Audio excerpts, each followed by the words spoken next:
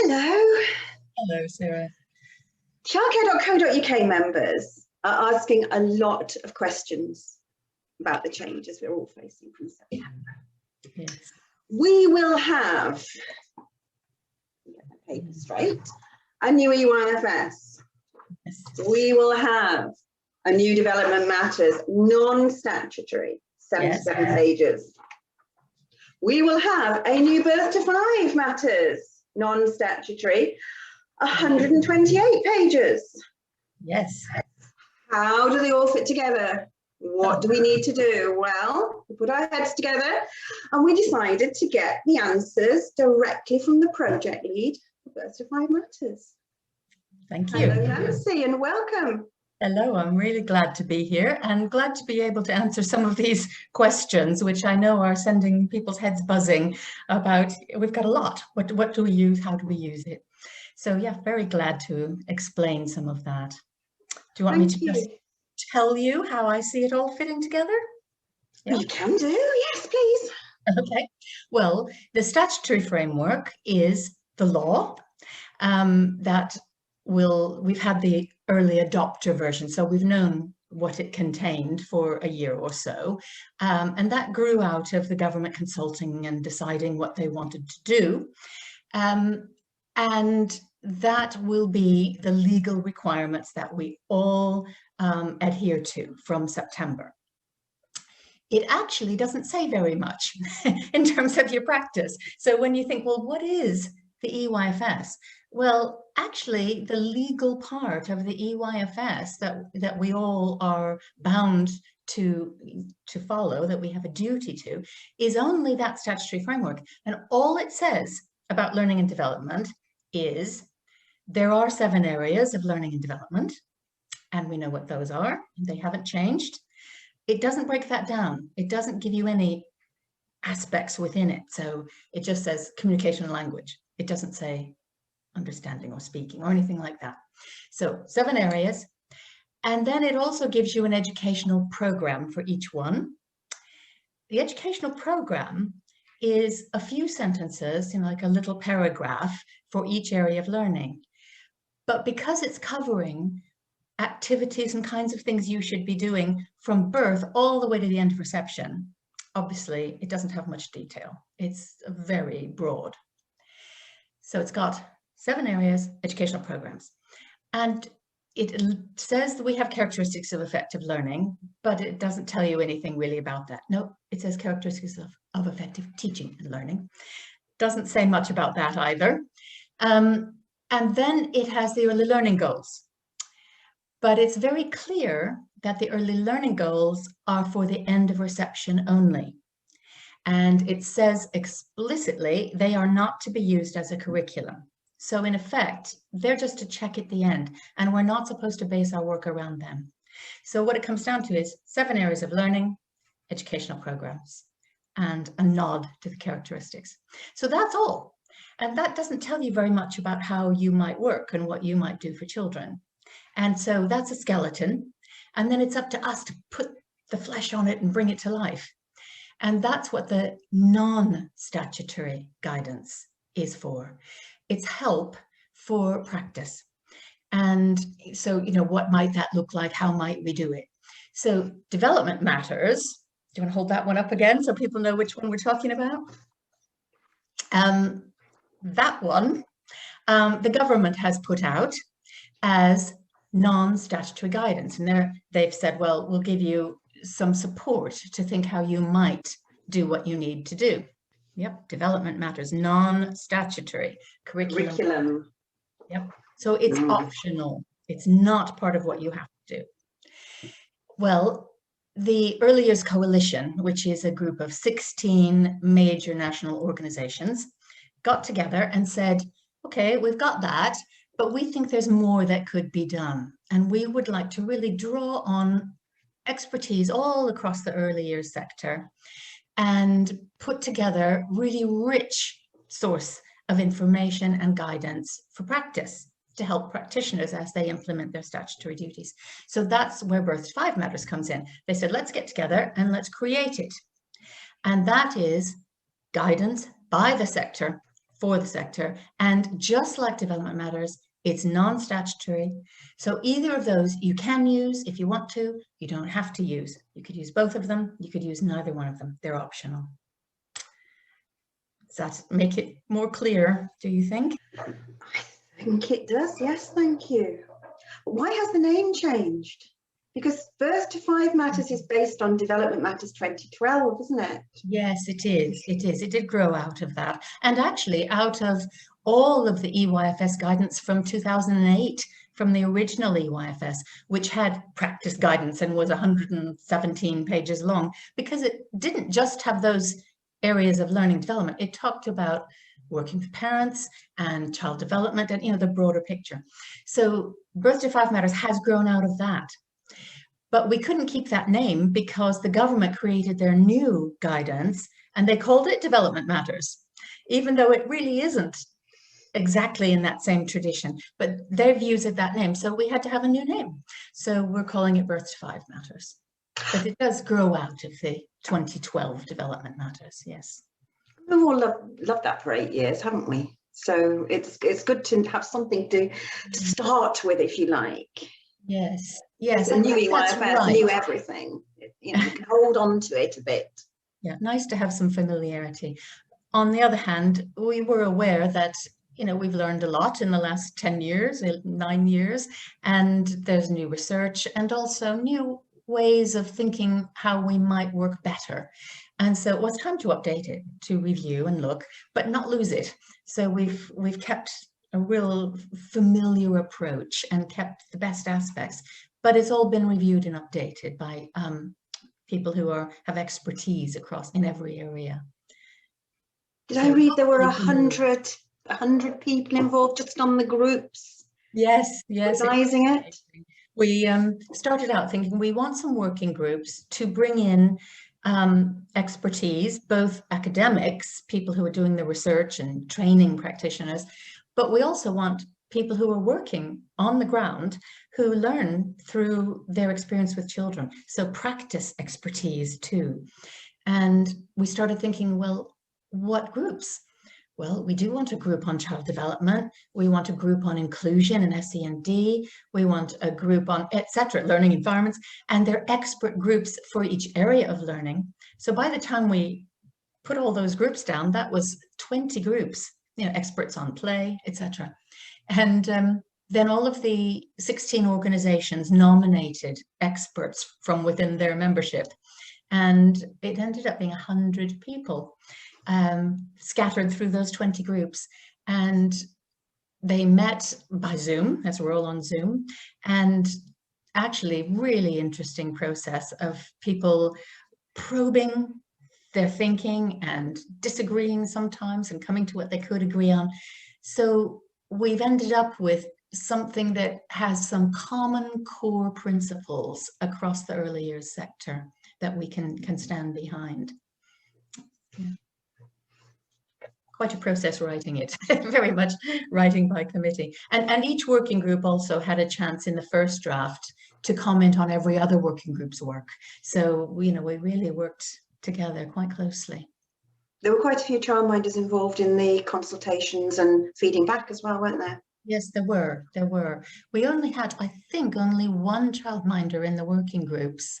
I'm just off the top of my head, but we did have a fairly good response from the consultations with childminders giving us their views of the drafts as we went ahead.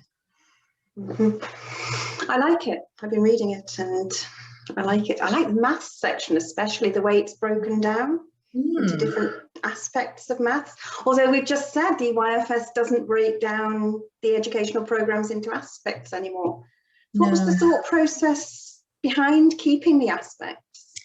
Well, in the very first survey, we asked people, open question, you know, do you think we should keep the whole area as a whole, or would you rather we give you the aspects? And people said, we want the aspects. I think it's because it is very complex, children's learning. And sometimes if you don't keep track of the development through an aspect, you might miss where some foundational things have been left out. So for instance, in communication and language, if we didn't have listening and attention there, and you're just looking at, are they talking? Well, that's not where you start. You start with, is the child engaging with you and listening and paying attention to language? And you need that first. So, you know, we need to have the strands there for people to understand child development and learning better. And that's a big part of our purpose, is to support understanding of child development. Absolutely. So, I think there'll be a lot more training on that as well coming up soon. I think so. You've used a word there that I want to pick up on. You used the word miss. We might miss something. There is a lot of concern from providers that by not having a tick list, not having a checklist, they might miss something. They might, especially if they don't have the underpinning child development knowledge, because maybe they're new to the sector, or they become so entrenched with trick lists that they've forgotten what they knew almost. That's interesting. Yeah, there is, I think, a way it has disempowered people, made people feel I'm only safe, I know I'm doing the right thing if I'm using my tick list. And it's taken away that confidence about knowing children and knowing how children are developing and progressing. So it is a big mindset change. But I think there's a wide agreement it needs to happen, both certainly from the government, from Ofsted, and we would back that entirely, that the tick list actually is limiting to your understanding of children. Because if you think what's in those kind of Development Matter 2012 statements, there are quite a lot of them, but if you were to actually write down all the wonderful things children do and are able to do, it would take a library shelf. And so they're only samples, and they're not necessarily the ones that every child needs to do. It's more to step back and get the bigger picture a little bit. And if you can see that overall this child is making progress, you know, is moving on, not every one of those steps is necessary. And also children do many, many more things that we ought to give them credit for that aren't in the list. So, you know, the list narrows down too much. So in terms of missing something, I think it's more important to keep that bigger picture view and say, I see progress. And every once in a while, you step back and say, well, are they pretty much on track? And if they are, then all those little detail things are not so important. It's only where you think, I'm a bit worried here. I've got a concern that, you know, something isn't progressing at the rate we might hope. Then you go back under and say, why? But you don't need to do that all the time for every child. And it takes all your attention on something that it actually isn't as important as responding to the child right now.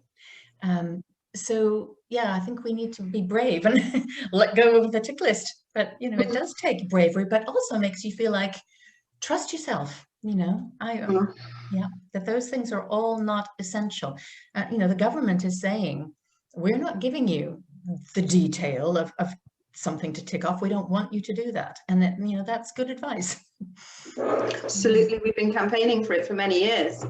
It was strange though, because after many years campaigning, and then I took part in a webinar with Ofsted, and that was January last year, January 2020, in which they were clearly saying, we're not going to be looking at documentation beyond the statutory. Right. And then banging that drum for months and months. Yes. And practitioners went, well, we still need our tick lists. We still need to know, especially for the 2-year progress check. Right. Okay. How will we know what to write? How will we know? Because the guidance gives still crossover ages, doesn't it? So if we're going to use that for the 2-year progress check, which bits do we use? Or Development Matters is a curriculum plan. So that doesn't give us any help with what we're going to put in a progress check. Yeah. Where do you see that fitting in? For the 2-year-old progress check too, I think Development Matters has a birth to 3 band, which is very broad, and that would make it a bit hard to know, what's appropriate or typical when you're 2 also. Although it does have checkpoints, some of those might be useful, I don't know. But first of all, I would like to say about this change of culture that we want to, or change of mindset. I was one of the people who put together the Development Matters 2012. And on the bottom of every single page, we have written, don't use it as a checklist, because we didn't want that to happen. But of course it has. So just saying it wasn't enough. It was never intended to be used that way. And so now it's, I think people have felt under real pressure to show evidence, to show proof, and it's that kind of safety. I feel safe if I'm doing this. And yeah, we need to be confident that we do have another approach. So the way I would use birth to 5 matters around the 2-year-old progress check, well, you're looking at the prime areas, aren't you? You don't need to think about specific areas for that. I would use the ranges. So we've taken the overlapping ages off of the charts themselves, the grids. So they just say range 1, range 2, and they're very explicit. It's not a crossover at that point. It's range 1 or it's range 2. Well, of course, children will be fluid across that boundary. They're not necessarily going to be all in one or the other, but it makes it a little simpler. The reason we took the ages off was that there was a lot of concern that children were being pigeonholed and expected to do something by their age rather than, their actual development. And that it's more important to start with where the child is. So you can say this child is range 1, this child is range 2 or 3. And so when you're doing the progress check, you would think about the child. And you don't have to go back through records and tick lists or anything. You know those children. You really know them. And so, particularly as a childminder, you have such a wonderful opportunity to have a few children that you have that really in-depth relationship with. So of course you know them. And so you look in the chart under communication and language, or PSED, and you read range 1 and you think, oh yeah, beyond that. You read range 2 and you think, yeah, beyond that probably. Let me look at range 3, and that sounds about right. Not every statement, not, oh yes, I've got evidence for this one. It's that kind of describes, and then you think, well, let me look at range 4. Nah, I think I'll go back to range 3. So it's best fit. You're not ticking everything off. So you say, okay, this child's range 3, and then you'll do that for each of those aspects, and you've got 3, 2, whatever. And so roughly range 3 in PSED, or, and when you've done that, for one thing, you don't need to write down, if you're making a written statement about it, you don't need to write down any of those descriptors, because you write what you want. You write what you know about that child. This child is making relationships, has made friends, is confident to do blah, blah. Just whatever is in your mind that you think is a picture of that child, if you're making a written statement. But for the actual data, you could say range 3.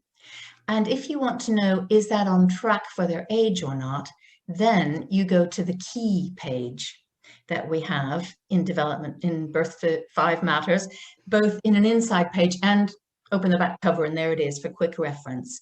It's got the ranges, and next to the ranges, it has they are overlapping, because we have to overlap ages. We can't expect, if you're this age, you're definitely that range. But you can say, okay, here's the range they are, and here's their age. Does it match up? And if it matches across, right, they're on track, they're fine. If you might think, oh, they're, unexpectedly made good progress there. Their range is further on than we might expect for their age. Or you might find the opposite, where most children of their age would have moved on a range and they haven't. And which would flag up possible things that you need to look into. But it's easy to say on track or not. And it's quick, because You know the child, and it's just making that professional judgment of, yep, that's the range that pretty much describes them. I know that in some local authorities, having used development matters, they will say, oh, they're in the 8 to 20 month band, or, you know, and that will change because we don't have that terminology anymore. So they will say, well, they're range 3, and yet their age is, so therefore we think there's an issue, or so they're on track. It's a quite simple process, actually. Seem to have made it a lot easier. I like that. So do you foresee progress check at 2 forms with the word range on them in the future? I wonder, because I don't know how universal it will be, and they may just change it so they give you options of how do you want to describe it. It might be that they put, you know, range, but because it's not a government and universal necessarily, they might not. In terms of government and their development matters, which is their guidance that they're offering, they, in the statutory EYFS, they have mentioned it, and there was a lot of criticism of that because it's non-statutory, you shouldn't put it in the statutory framework, you should mention it. And it never, the non-statutory guidance never has been mentioned before in statutory part, but they put it in just to say the Department for Education has produced this, which we're offering to practitioners to help guide practice or develop your practice. And it has a link to it, and it says, however, Ofsted and any inspectors won't be looking at this, whether you're using it, you're free to use whatever you like. So, you know, they are acknowledging that, and Ofsted said very clearly, it's up to you what you use, you know, it's fine. So I don't know how local authorities will respond in terms of forms or anything. I saw Department for Education talking about progress checks on a recent, I think it was their broadcast on foundation years, and they were saying you won't need to use words like exceeding or developing or that anymore either. There's no expectation for that, which I thought was brilliant that they're really clarifying. Yes, you stop thinking of early years children in those terms. Yeah, we don't need to measure them and see, you know, steps of progress and all of that. And you know, the idea that some people had when you looked at, okay, they're in the 30 to 50 band, and you had to say whether they were emerging, developing, or secure. Sometimes there might only be 3 or 4 statements in that band. It's just absurd. And, you know, it's not rocket science that we have to be so precise. It's about that overall best fit judgment. And to get back to that, I think is great. Yeah. And they've even taken off exceeding for the foundation stage profile at the end of the EYFS. So really trying to slim down the idea of record keeping and assessment. I think that's a really good move. Absolutely is. Absolutely is. So how do you think, as a childminder, because I'm a working childminder, not today, usually, how do you think Birth to 5 Matters will help my practice or the practice of my colleagues? Well, its intention is to be a sort of background support of all of the aspects that feed into really wonderful practice. So it's that professional knowledge about children, how they develop and learn, areas about types of play and why they matter and what our role is. There are sections on self-regulation and characteristics of effective learning that I think are central to how we engage with children. So it's more information. So there's general background pedagogy that you can engage with or not at any level. And each bit has a key points section, so you can get the nub, or you can read the text, or you can go online if you want to know more or think more about things. There's a lot of extra resources. So there's all that. And then in the grids themselves, I think it's, if you're wondering, you know, you may not use guidance much at all. You might have that confidence and know what you're doing and be fine. But there may be times where you think, I'd like some pointers, I need some ideas about this child or this couple of children or this area of learning. I'm just really not sure how to make sure my children are having these kinds of experiences. So it's there as a lot of suggestions, and it is suggestions all the way through. It's built so it has the unique child, so what children might be showing us, so you can read through and think, yeah, that's kind of where this child is. And then it's got all these suggestions, because children's learning is not up to the child on their own. They play a big part, but we provide those interactions and that relationship, and we provide the space, time, resources, experiences in the environment. So those suggestions are there to think, that's something to think about. How would I do that with my child, in my situation, in my house? So they're there as prompts for thinking and a lot of kind of rich ideas. So that's what it's for, really, is to use across that. Here's the child, here's what I understand from having observed them that they're thinking about or interested in, and here are some ideas for me. It's suggestions, it's guidance, not a prescription. So really it will impact for observation, for assessment, for individual planning, from the unique child, for group planning, from the other two columns, the enabling environments and positive relationships. Exactly. It can really, as a resource, be pretty much used for anything, can't it? That's the intention. Information. Yes, that it is holistic about everything about your pedagogy, everything about the way you work with children is there, and that what you've just described as, starting from the child and that observation and assessment. What do I think that means? And then planning and responding, right at the core of what we do, and that's very clear in Birth to 5 Matters. And that's what it's for, is to take you through that process and give you some things to support you to do that. Another thing that's new in it that I really like is we have a couple of pages on holistic learning and development. Yes. Because, we have 7 areas and we can get so broken down into that we see a child do something and, they're busily with their felt tips on a piece of paper, and we're looking at, what kind of mark making are they doing, and are they being representational? We're thinking of it in terms of that. And yet everything's present in that moment for that child. It's who are they chatting to you? Are they physically comfortable and balanced, in their bodies? Everything is there. Their relationships, their what they're talking about in terms of their knowledge and understanding of the world around them. Everything in every moment. How much motivation and impetus do they have, like those characteristics. So we've got a couple of pages encouraging people to don't always break it down, think of that whole experience for the child, because every moment is a rich moment with children, and it's all there. So helping us to be aware of that, I think. The website, the Birth to 5 Matters website is good for that, isn't it? Because you can play with where you're getting different statements from and bring them together. Yes, it's quite whizzy. It has filters so that you can say, well, I want to look, for instance, at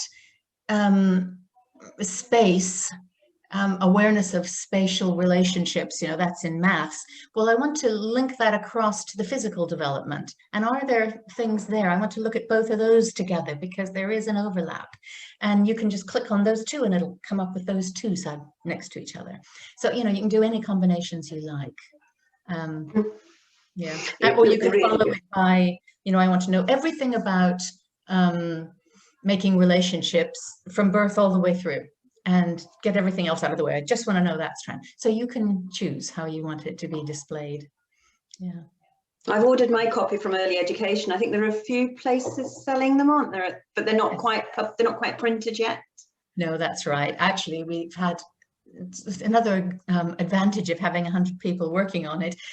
Since the PDF went online and the website, some of the working group members have been emailing me to say, oh, I've noticed an error here, or you know, little typos, or a link that doesn't work.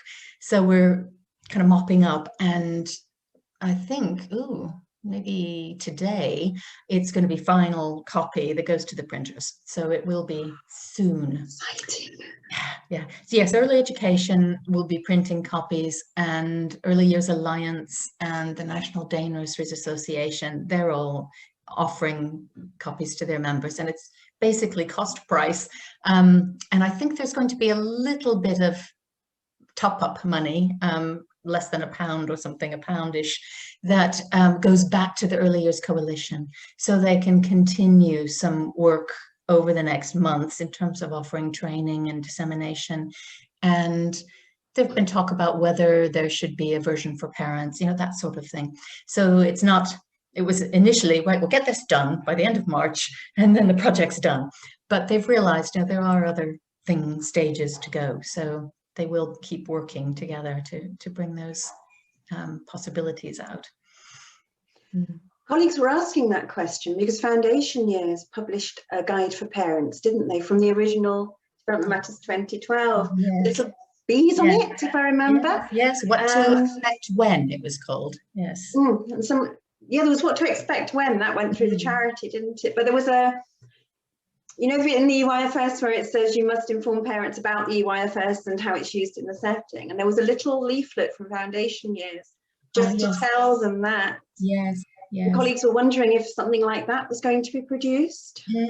Well, I can't say for sure, but I think that's a really good suggestion to do that. We have had people saying we'd like something for parents, and I had thought that that meant almost like the What to Expect When, like a parent-friendly version. But what you're talking about is a bit different. It's about explaining the EYFS and practice. Those suggestions have gone to the steering group of the Early Years Coalition, which is people representing all those 16 organizations. So they will be considering that in their next meetings. You know, what are our next steps for the group? So I'll take that to them, actually, that's another useful project that they could do. Oh, that's lovely, thank you. It's good to know that the groups have been listening to the sector.